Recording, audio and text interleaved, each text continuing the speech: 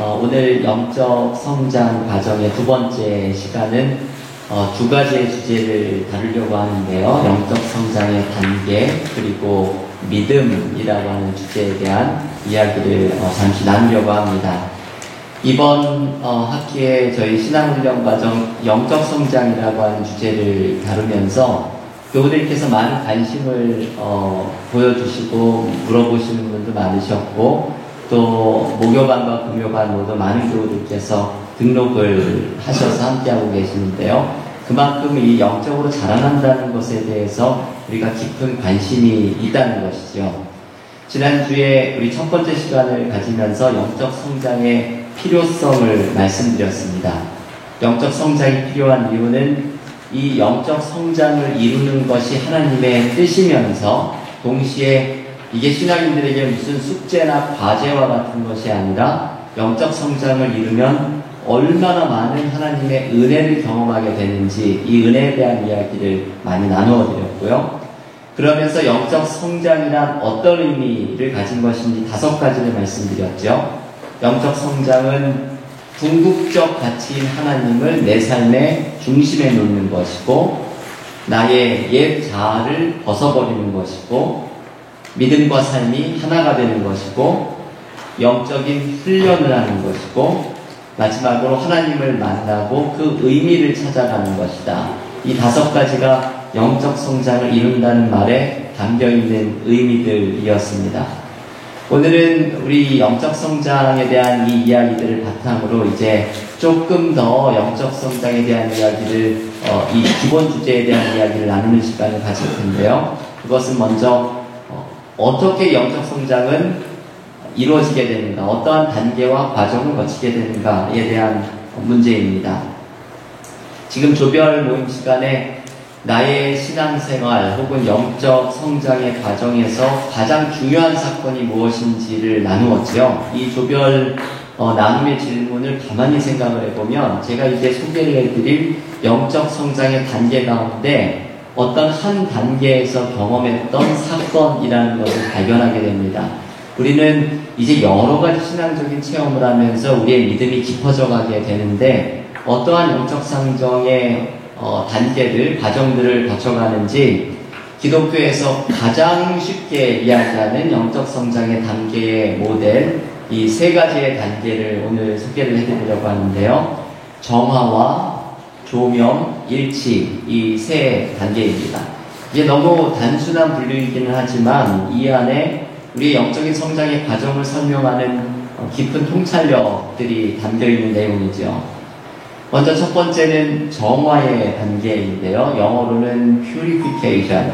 이 purification이라는 말에서 느껴지시는 것처럼 마치 이렇게 정수기가 더러운 물을 이렇게 정화를 해가지고 깨끗한 물을 만드는 것처럼 우리의 신앙생활에서 우리의 죄와 허물을 깨끗하게 하는 단계를 바로 정화의 단계라고 말을 합니다.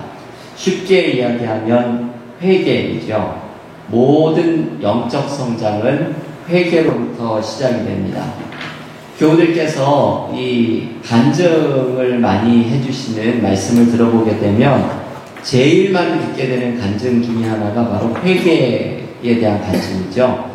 내가 기억하지도 못하고 있었던 죄들이 낱낱이 이것을 깨닫게 해주시면서 회개를 하시는 것이 성령께서 우리에게 일으키시는 역사이고, 제가 아는 어떤 목사님은 이 회개를 경험을 하신 간증을 이야기를 해주시는데 그 정도까지 하셨나 싶게 몇 주 동안을 성령께서 회개를 하게 하시는 일을 하시는데 이게 너무 인텐스하게 집중적으로 나타나서 이분이 하루 이틀도 아니고 몇 주에 걸쳐서 때로는 떼굴떼굴 구르면서 이 회개가 일어나는 것을 경험을 했다고 합니다.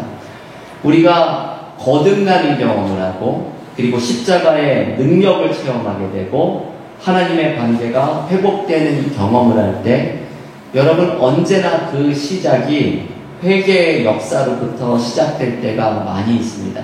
이것이 참 중요하죠. 모든 영적 성장은 회개로부터 시작이 됩니다.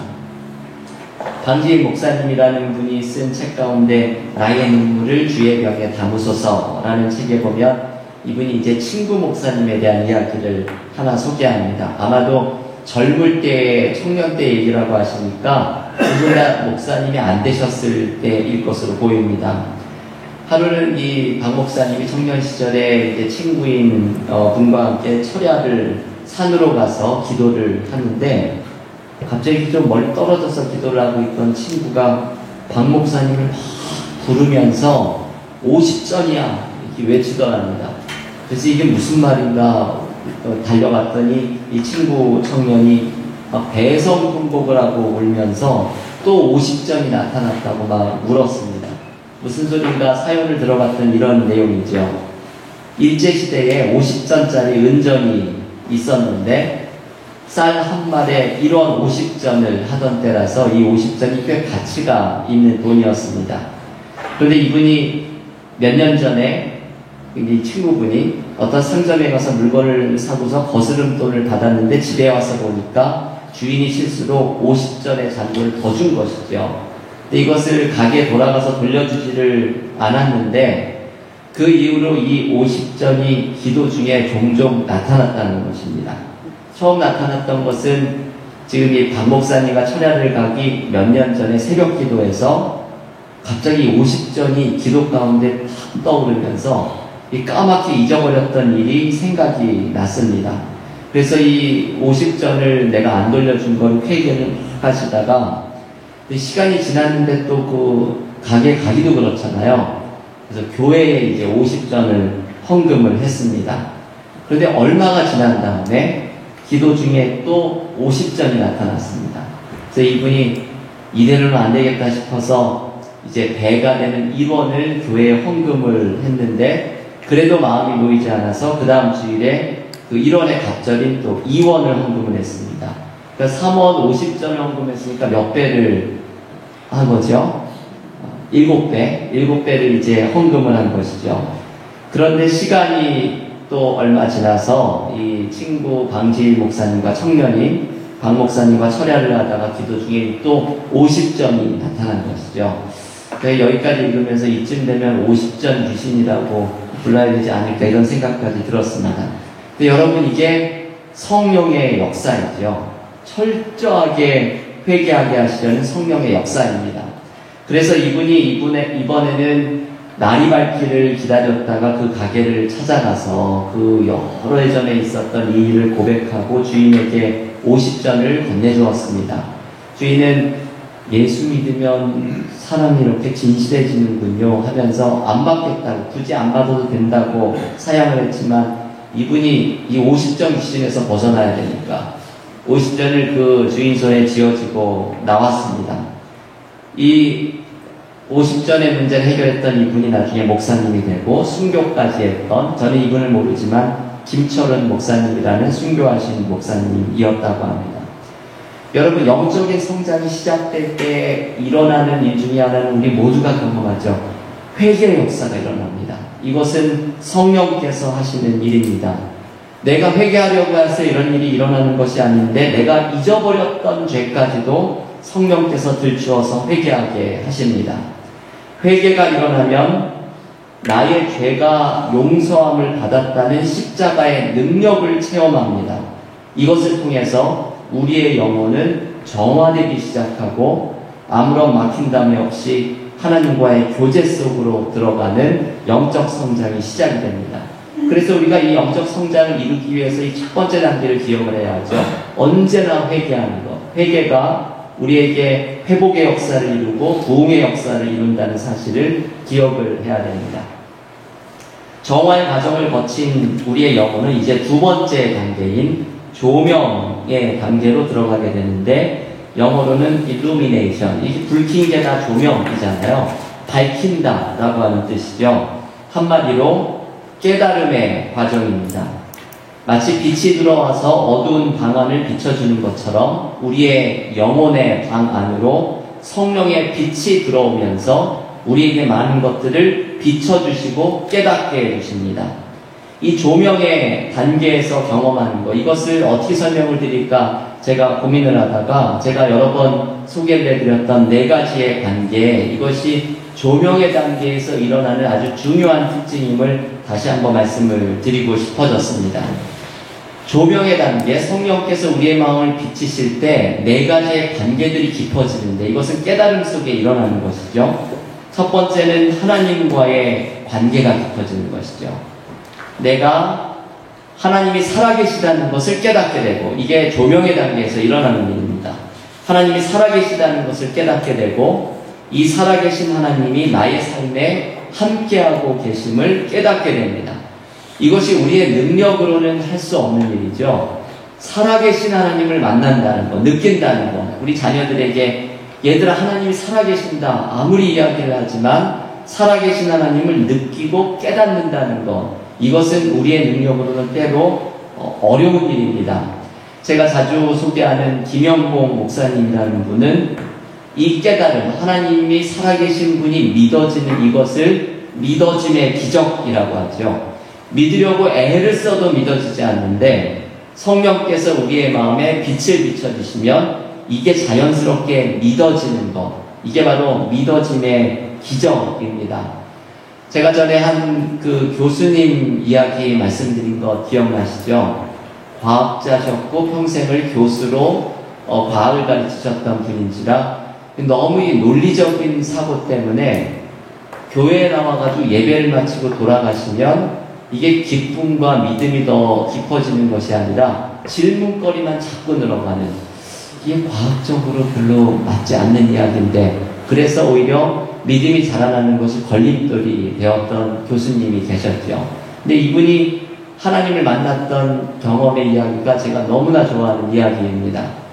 하루는 주방에 있다가 부엌의 쪽창으로 햇볕이 이렇게 들어오는 것을 보는데 아무도 없는 부엌에서 그 쏟아지는 햇볕을 보는데 갑자기 눈물이 나고, 그러면서 왜 이런 눈물이 날까를 생각하는 중에 마음속에 이런 생각이 드는 거죠. 주님이 이렇게 가까이 계셨구나. 그런데 내가 그것을 알아보지 못했구나. 이 기독교 영성에서 아주 유명한 어거스틴이 똑같은 고백을 합니다. 너무나 아름다우신 하나님, 내가 이 하나님을 너무 늦게 알게 되었습니다.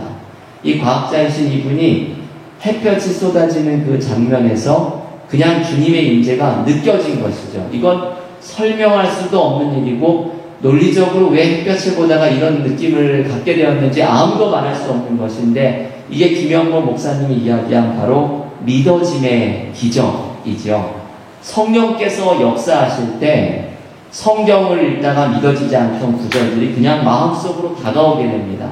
바로 이 깨달음, 빛이 비춰지는 순간, 그래서 하나님이 살아계시다는 것을 느끼는 순간, 이게 바로 영적인 성장 단계에서 조명의 단계에서 이루어지는 것이죠. 두 번째 깊어지는 관계는 나 자신과의 관계인데요. 이것은 하나님의 형상으로 지음받은 진짜 나를 찾아가는 과정입니다. 신앙생활을 하다 보면 바로 이 진짜 나를 찾아가는 과정이 시작되는 것을 깨닫게 되죠. 이 과정에서 제일 많이 일어나는 것이 바로 내면의 상처의 치유입니다. 다음 주의 주제가 내면 세계를 돌아보는 것인데요. 내면 세계를 살펴보기, 다음 주 이 주제도 우리가 많이 다루게 될 텐데요. 이번에 1:1 제자훈련을 마치면서 우리 교회만이 가지고 있는 우리 교회의 독특한 교재이죠. 여기에 소개된 책 가운데 오두막이라는 책에서 은혜를 받은 교우가 있으셨습니다. 이 오두막이라는 책이 하나님과의 관계가 회복되는 이야기이면서 동시에 나 자신과의 관계가 회복되는 이야기이죠. 이 소설은 이런 내용이죠. 주인공인 맥이라는 사람이 막내딸 미씨를 연쇄살인범에게 잃고서 그 자책감과 상처를 안고 살아갑니다. 이게 아빠로서는 눈에 넣어도 아프지 않을 막내딸을 지키지 못했다는 자책감이 그게 너무나 힘들고, 그리고 하나님이 도대체 이런 끔찍한 일을 일어나도록 만드셨다는 것이 이 원망이 너무나 커서 이 맥이라는 사람은 이 문제 가운데 살아가는 삶을 살아가게 되죠. 하지만 하나님께서 이 맥이라는 사람을 막내딸이 세상을 떠났던 현장, 바로 그 오두막, 너무 끔찍한 장소이죠. 그 오두막으로 불러서 그 안에서 하나님을 만나면서 이 맥이라는 주인공 안에 있는 상처와 죄책감과 자책하는 마음과 원망과 분노를 모두 내보냅니다. 이 상처를 치유하는 과정이 오두막에서 일어나게 되는데 이것이 치유가 되어야지 진정한 성장이 가능해지기 때문이죠. 영적으로 성장하는 이 조명의 단계에서는 바로 이것이 일어납니다. 나의 상처에 대한 깨달음이 일어나고 나의 삶의 의미에 대한 깨달음이 일어나고 나의 삶 속에 하나님이 주신 목적이 있다는 것을 깨닫게 되고 내가 하나님께 엄청난 사랑받는 존재라는 것, 이게 진짜 나의 정체이죠. 내가 사랑받는 존재라는 정체성을 발견하고 이 사랑으로 내면의 상처들이 치유됩니다. 그래서 결론적으로 하나님 안에서 발견하게 되는 진짜 나를 찾게 됩니다. 이것이 중요하죠. 나는 하나님 안에서 진짜 나를 찾습니다. 하나님의 사랑을 받고 이 사랑 속에서 나의 과거의 문제가 해결되고 상처가 치유되고 내가 회복이 되어지는 진짜 나를 찾아가는 나와의 관계가 깊어져가는 이 과정이 바로 조명의 단계에서 일어나게 되는 일이죠. 세 번째 깊어지는 관계는 이웃과의 관계입니다. 영적으로 성장해가는 조명의 단계에서 하나님께서는 이웃과의 깨어진 관계를 생각나게 해주실 때가 있습니다. 여러분 이런 경험 많으시죠?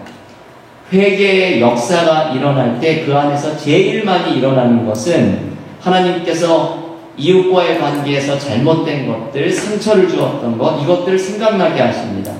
그래서 조명의 단계에서 일어나는 일은 이웃과의 이 깨어진 관계들을 회복하는 것입니다. 저는 목회를 하면서 이런 경험을 할 때가 참 많이 있습니다. 영적 성장에, 교우들의 영적인 성장에 최고의 걸림돌이 되는 것 중에 하나가 교우들끼리의 관계가 깨어질 때입니다. 누군가와의 다툼이 일어나고 그래서 그 사람에 대한 미움이 일어나면 이상하게 은혜가 사라지기 시작합니다. 이게 참 이상하죠. 신앙생활하면서 누군가와 불편한 관계가 생기면 그분의 마음이 냉랭하게 식어갑니다.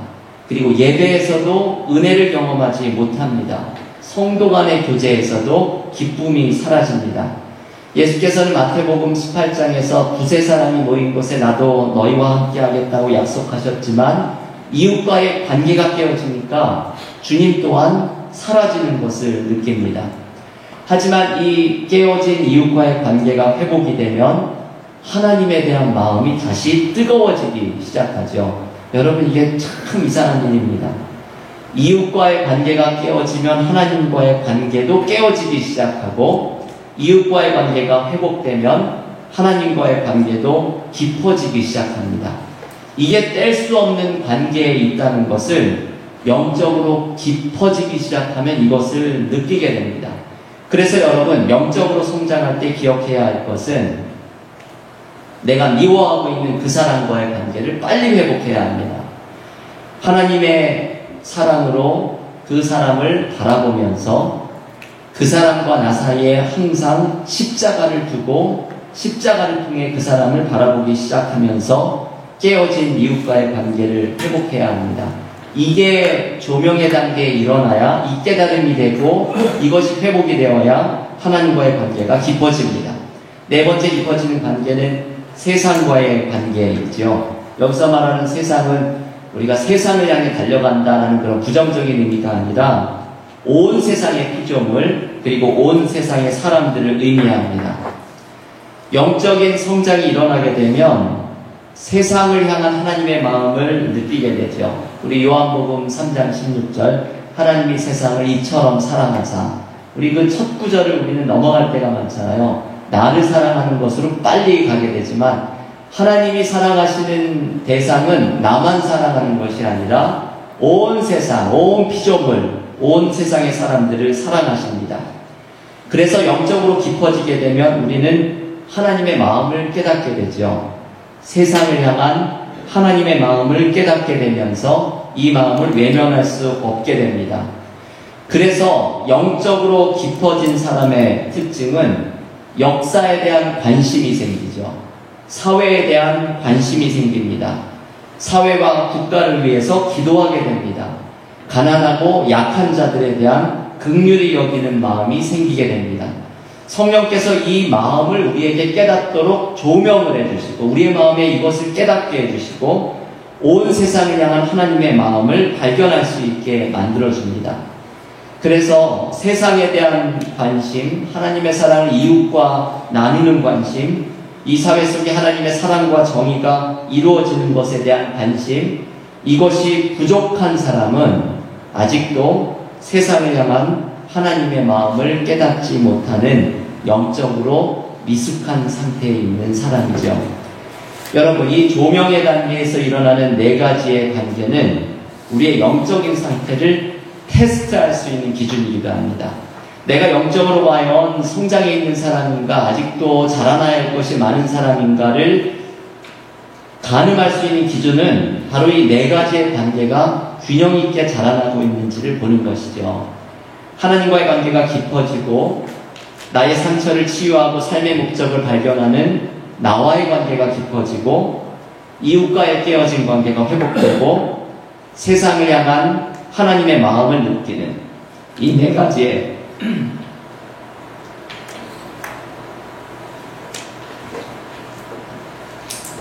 죄송합니다. 제 입이 좀 크지요?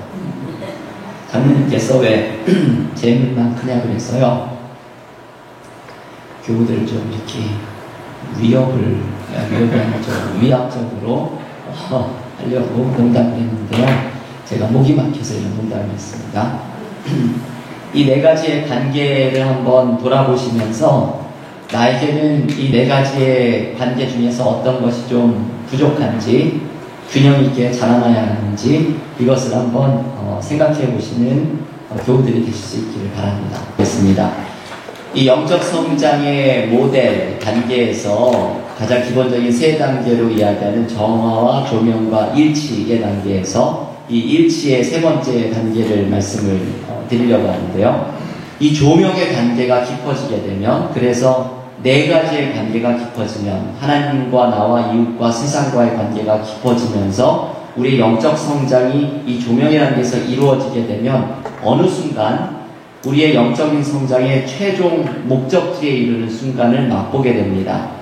신앙인들이 혹은 2000년의 기독교 역사에서 영성가들이 이야기했던 영적 성장의 최종의 단계는 바로 일치의 단계이죠. 영어로는 유니언, 하나님과의 연합, 유니언 위드가 하나님과 하나가 되는 순간, 이게 바로 우리의 신앙생활의 목적이고 우리의 영적 성장이 가장 최고에 다다르기 위해서 나아가는 방향이 바로 하나님과의 이 하나됨, 일치를 경험하는 순간입니다. 저는 신학교를 들어간 다음에 이 하나님과의 연합이라는 주제를 대하면서 이게 너무나 제 마음을 뛰게 했던 단어였거든요. 유니온이라고 하는 단어, 하나님과 하나가 된다는 것, 너무나 이것을 경험해보고 싶었습니다. 저는 모태신앙으로 자라나서 모태신앙을 모태신앙, 못한다 신앙이라고 이렇게 부르기도 하잖아요. 뭘 못하나 이렇게 물어보면은 신앙생활도 막 미적지근하고 잘 못하는 것 같고 이래서 모태신앙 이렇게 농담처럼 부르는 분들도 있는데요. 이제 그러다 보니까 저의 신앙생활도 그냥 늘 그냥 그만하게 어릴 때부터 다녀왔던지라 신학교를 들어가면서 이 유니온이라고 하는 단어를 접하면서 하나님을 좀 강렬히 만나는 이 하나님과의 하나됨의 체험을 너무나 하고 싶어졌습니다. 그래서 제가 신학교에서 공부하는 전공을 선택한 것이 바로 영성이라고 하는 전공이었는데요. 그 영성이라고 하는 전공의 목적이 바로 이 유니언 위드 갓이죠. 하나님과의 하나가 됨, 하나님과의 연합입니다. 저는 이 하나님을 친밀하게 느끼고 이 하나님 안에 완전히 들어가는 이 연합을 경험하기를 간절히 원했고, 이걸 좀 이렇게 연구하고 싶은 영성이라는 공부를 하기 위해서 미국으로 유학까지 오게 되었죠. 그런데 제가 공부를 하면서 발견하게 된 것이 있습니다. 이 일치의 단계, 연합의 단계, 여기는 무언가 아주 특별한 신비한 체험만을 의미하는 것은 아니라는 것을 발견하게 되었죠. 물론 하나님 안에 완전하게 들어가는 신비한 체험들을 우리가 하기도 합니다. 그런데 대부분의 신앙인들의 모습에서는 하나님과의 이 연합, 하나됨은 나의 삶 속에 이미 함께하고 계신 하나님을 바라보면서 이 하나됨이 시작된다는 것을 깨닫게 되었습니다. 우리의 영성이 자꾸만 깊어져서 정화와 조명의 과정을 거치게 되면 우리는 하나님께서 분명히 살아서 내 안에 역사하시는 것을 느끼기 시작합니다. 이 하나님을 매 순간 바라보려고 하는 노력 속에서, 기도 속에서, 그리고 순종 속에서 우리는 하나님을 만나게 되고 하나님과 조금씩 하나 되는 것을 경험해 가기 시작합니다. 중요한 것은 우리의 삶이 하나님께서 함께하고 계시는 것을 내가 이것을 느끼고 바라보기 시작하면서 이 하나님과의 하나됨이 내 삶에 이루어지게 되어간다는 것이죠. 이게 아주 특별한 신비체험으로 나타나는 일만은 아닙니다. 저는 목회도 이런 것임을 깨달았죠. 여러분, 제가 이제 6년, 7년 차 우리 은혜와 사랑교회 목회를 들어가는데, 우리 교회에 와서 목회를 시작하면서 목회의 비전에 대한 이야기를 가장 간결한 문구로 표현을 해야겠다고 생각을 했습니다. 그러면서 표현을 했던 첫 번째 저희 교회의 표어가 영성이 깊은 교회였죠. 이것은 제가 몇 주간 기도하면서 생각해낸 문구입니다. 이 영성이 깊은 교회라는 것은 바로 지금 이 일치의 단계에서 얘기하는 것을 목표로 이루기 위한 것입니다. 유진 피터슨이라는 분은 목회자의 영성이라는 책에서 목사가 해야 하는 일을 이렇게 정의를 하죠. 여러분, 핸드아웃을 한번 보시면 유진 피터슨의 목회자의 영성이 있는데요. 한 목소리로 읽어보겠습니다. 목사가 해야 하는 일은 사람의 문제를 해결해 주거나 그들을 행복하게 해주는 것이 아니라 자신의 삶에 작용한 은혜를 보도록 돕는 것입니다.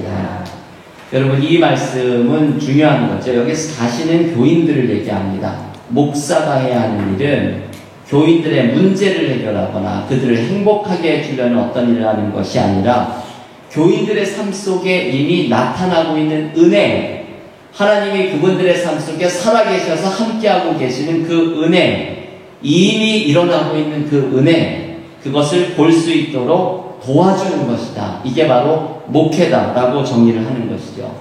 부활의 주님께서 교우들의 삶 속에 이미 함께하고 계시고 성령께서 이미 교우들의 삶 속에 강하게 역사하고 계시고 하나님께서 살아서 동행하고 계시는 이 은혜를, 목회는 바로 이미 일어나고 있는 이 은혜를 보도록 도와주는 것이 바로 목회라고 이야기를 합니다. 이것이 우리 교회가 추구하는 영성 목회이죠. 교인들의 삶에 살아서 역사하고 계시는 하나님을 볼 수 있도록 도와주는 목회를 하는 것, 이게 우리 교회의 표어의 첫 번째로 이야기하는 영성이 깊은 교회라는 말에 담아내고 싶은 의미입니다. 살아서 역사하시는 하나님을 삶에서 느끼는 것이 바로 어떤 신비한 연합을 넘어서서 하나님의 하나됨으로 자꾸만, 하나님과의 하나됨으로 자꾸만 나아가는 순간입니다. 이것을 경험하기 위해 우리는 노력을 해야 하죠.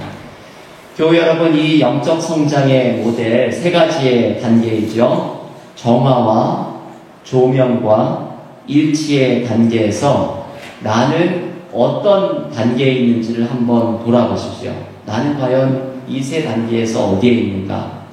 내가 회개를 통해서 하나님과 나와 이웃과 세상과의 관계가 깊어지면서 내 삶에 함께 하시는 삼위일체 하나님과 하나 되어가는 영적인 성장으로 나아가는 축복이 우리에게 있기를 기원합니다. 우리 믿음에 대한 이야기를 잠시 나눠보겠습니다. 오늘 두 번째 주제로 생각을 하려는 것은 믿음인데요. 좀 간단히 말씀을 드리려고 합니다. 이 믿음이라는 주제도 사실은 어려운 주제이죠. 영적으로 성장한다고 하는 오늘의 이번 학기의 과정에서 자연스럽게 관심을 갖게 되는 것이 믿음인데, 왜냐하면 사실은 동의어이죠. 영적으로 성장한다는 말은 믿음이 깊어진다라는 말과 여러 면에서 상통하기 때문입니다. 그러면 이 믿음이 깊어진다는 것, 믿음이라고 하는 것은 어떤 의미인가? 이 믿음이 우리 지난 첫 시간에 제가 영성이라는 개념이 너무 복잡한 개념이라고 말씀드린 것처럼 믿음 또한 아주 복잡한 개념이죠. 어떤 분은 믿음을 단순히 지적인 동의라고 생각을 합니다. 그래서 예수를 영접하는 영접 기도를 기계적으로 따라하면 당신이 이제 구원 받았어. 지금 나한테 10분 동안 복음의 이야기를 들었고 영접 기도를 따라왔기 때문에 구원을 받았어. 이 단순한 동의를 믿음이라고 생각을 강조하는 분도 있습니다. 하지만 이런 믿음 속에서는 가슴으로 이걸 깊이 느끼게 되는 것이 없는 뭔가 공허하고 그리고 차가운 신앙인을 만들게 되죠. 어떤 사람은 믿음을 감정적인 열정이라고 생각합니다. 예배를 드리면서 무언가 가슴에 뜨거운 것이 치솟아 올라오면 믿음이 생겼다고 생각하고 기도할 때에도 믿습니다를 아주 진실하게 하는 이렇게 하는 거죠. 믿습니다.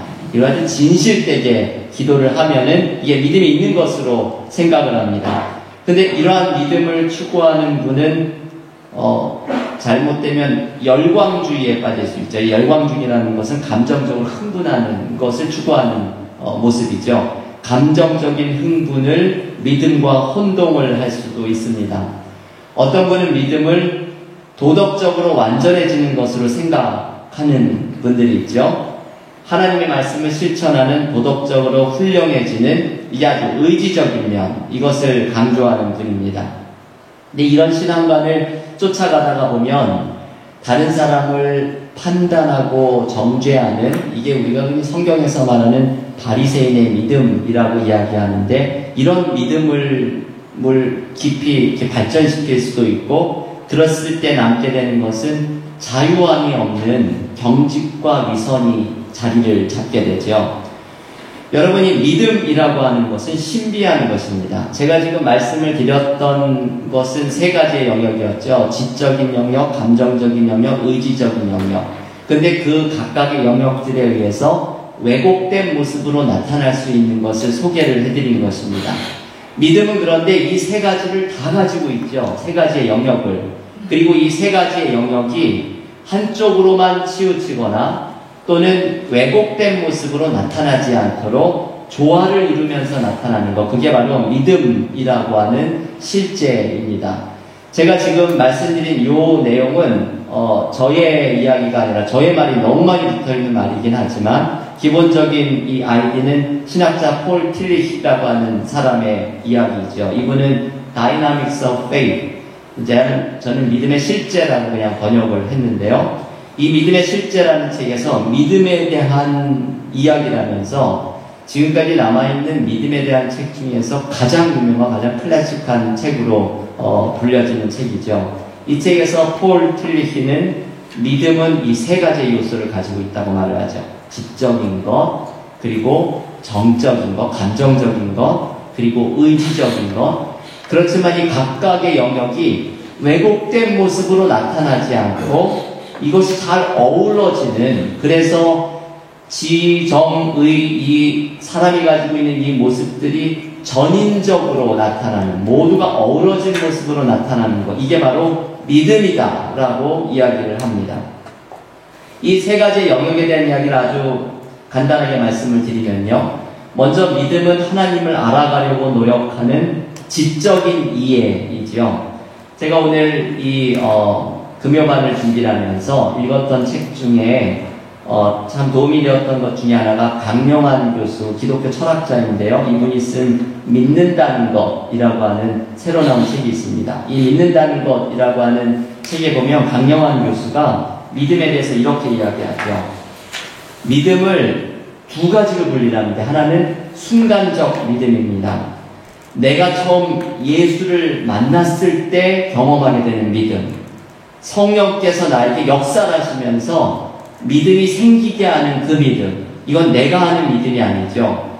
예수를 주라고 고백하게 만들어주시는 성령께서 역사하시는 믿음.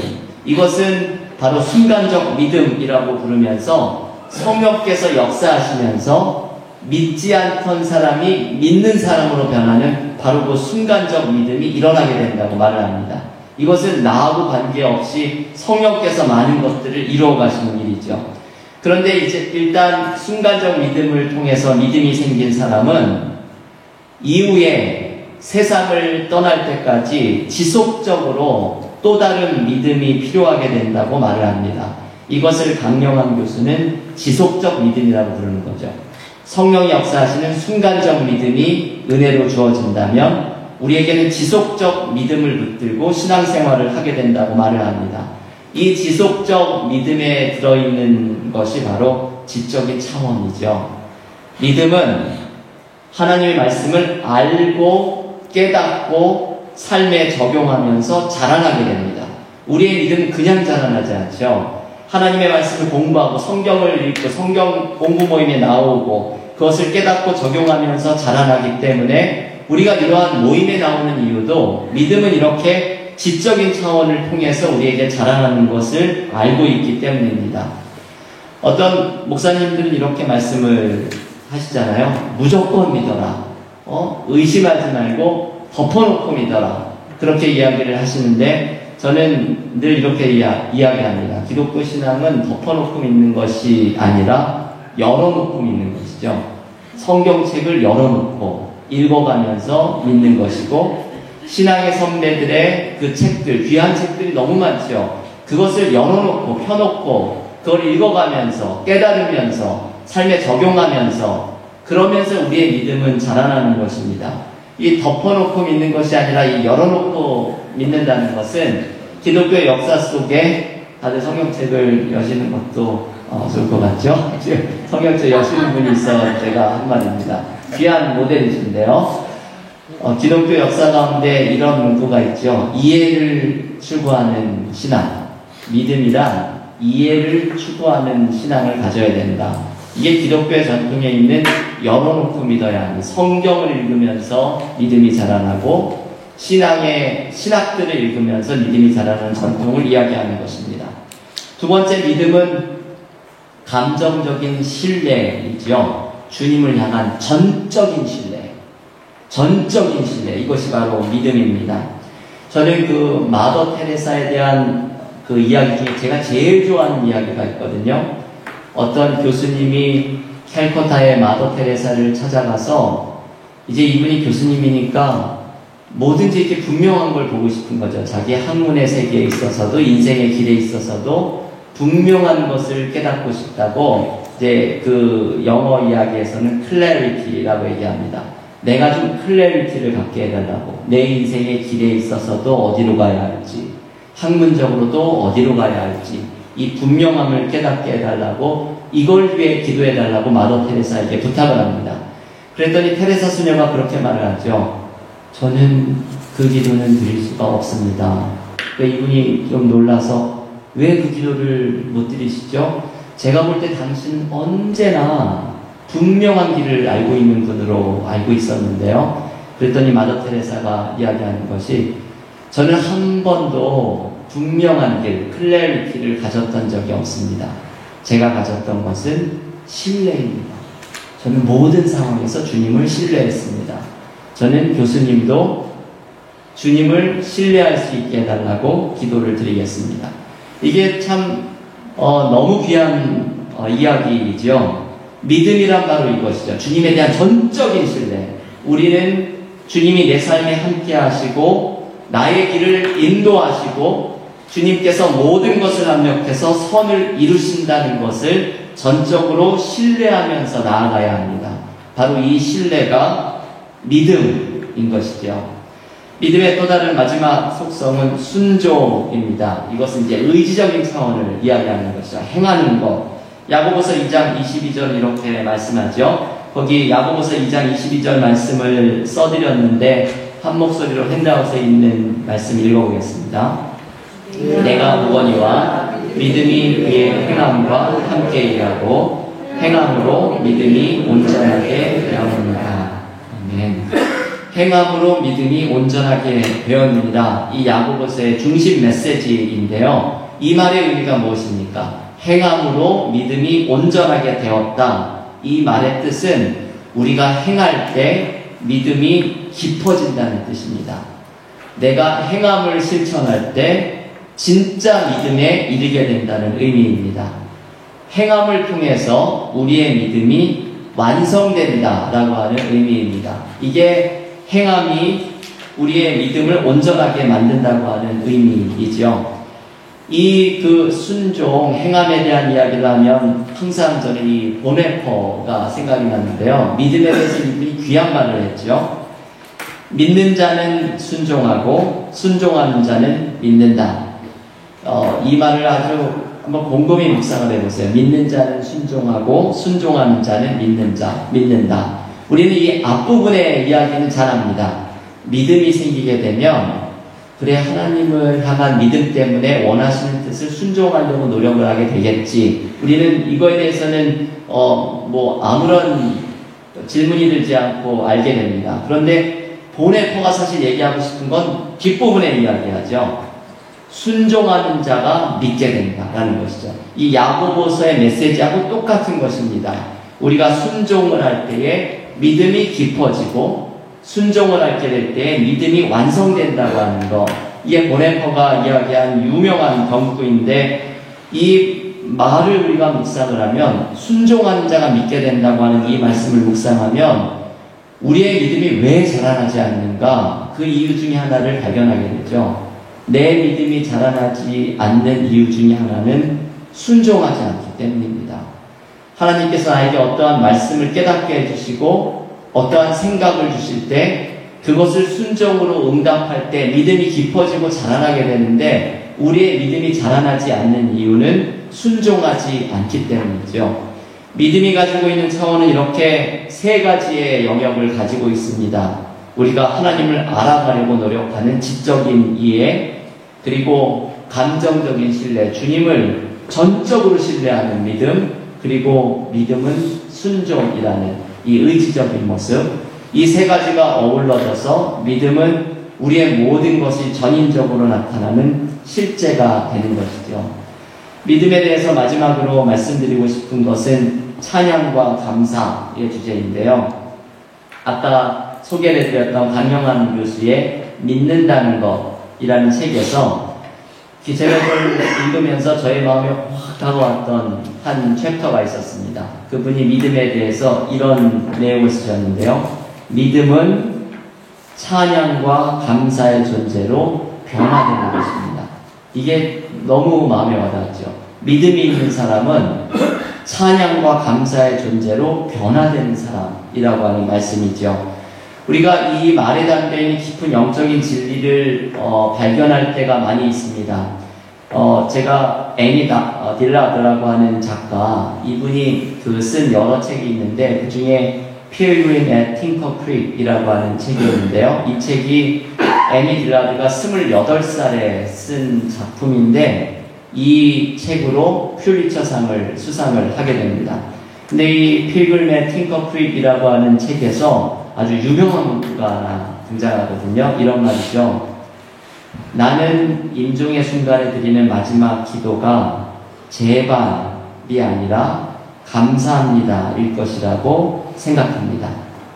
이거를 이제 좀 곰곰이 묵상을 해보면 참 깊은 의미를 담고 있는 말입니다. 임종의 순간에 모두가 죽음 앞에 두려워하고 있을 때 제발 살려주세요. 이게 마지막까지 외치는 말이 아니라 감사합니다 라고 말할 수 있는 것은 이 사람이 믿음의 사람이기 때문이죠. 이런 믿음 때문이죠.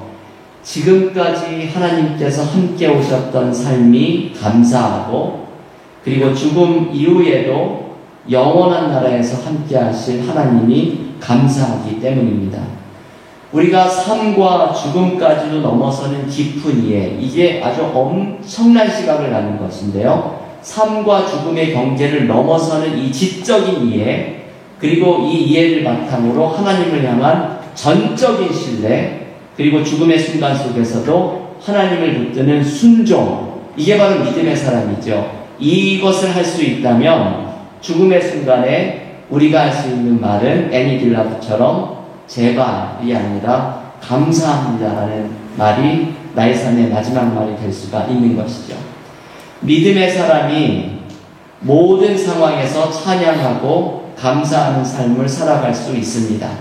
그래서 내가 깊은 믿음의 사람인가를 측정할 수 있는 기준 중에 하나는 바로 이것이죠. 삶의 어려운 상황을 맞이했을 때 나에게서 찬양과 감사가 나오는가, 불평과 원망이 나오는가, 나는 삶의 마지막 순간에 제발이라는 말을 하게 될까, 감사합니다라는 말을 하게 될까. 이 하나님을 향한 이해와 신뢰와 순종으로 이 믿음을 붙들을 때 삶의 모든 상황에서 찬양과 감사가 넘치는 믿음의 삶이 우리 모두가 될 수 있기를 바랍니다. 오늘 이 영적 성장이라고 하는 주제에서 두 가지의 주제를 함께 생각을 했는데요. 영적으로 자라난다는 것은 정화와 조명과 일치의 단계를 거쳐가는 것이고, 이 안에서 믿음이 성숙해 간다는 것은 지적인 이해와 전적인 신뢰와 순종의 삶으로 우리의 삶 속에서 믿음이 깊어져 간다는, 이게 우리가 영적으로 성장해 간다고 하는 의미이죠. 이러한 의미들의 이 영적 성장의 모습이 우리의 신앙생활 속에, 그리고 우리 교회 공동체 가운데 풍성히 나타나는 은혜를 누릴 수 있기를 바랍니다.